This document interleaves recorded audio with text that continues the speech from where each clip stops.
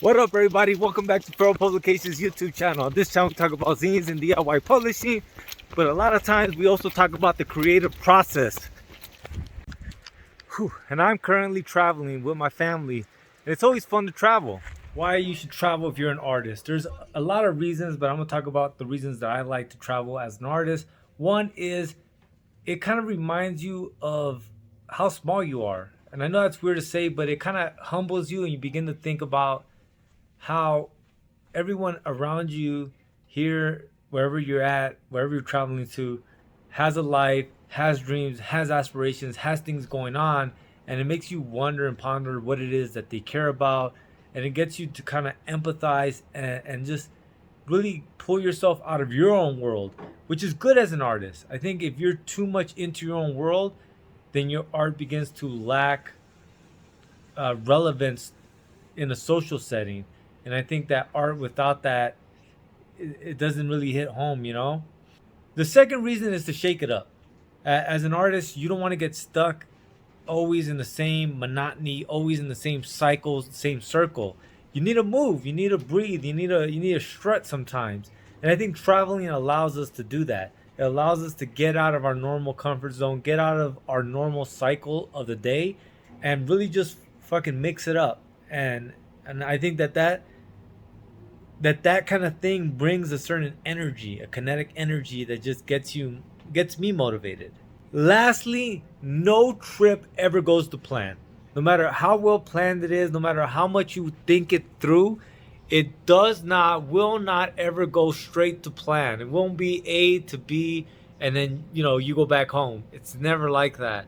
And all the mishaps and the mistakes and all the things that occur on the trip, it's just that zest of life. You know what I mean? It's just like someone putting salt on the food. Like, it just kind of makes it come to life. And I like that about traveling. I like when you don't make the deadline. I like when you're running out of gas, you don't know where to stop. Even shit like, all right, here goes the story, right? We stopped at a rest stop.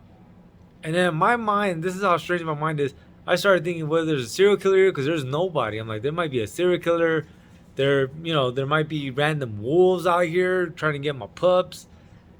All that shit is just cannon fodder for something later on to work on. So if you want to travel, I have some tips for you. First and foremost, don't overcomplicate it. Keep it simple, man. Just fucking go. If you got a pocket full of money, enough for some gas, just fucking go somewhere. Pack a lunch. That's what I do. At that, the other thing that I see a lot of people do is that they waste a lot of money on the lodging. I get it. You want to stay in a fancy hotel. But in the end of the day, you can sleep in your car and fucking travel.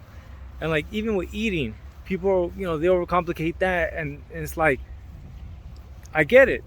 Who the fuck wants to eat fucking Subway or fucking Pizza Hut? You see something like this, fucking Mud Hut.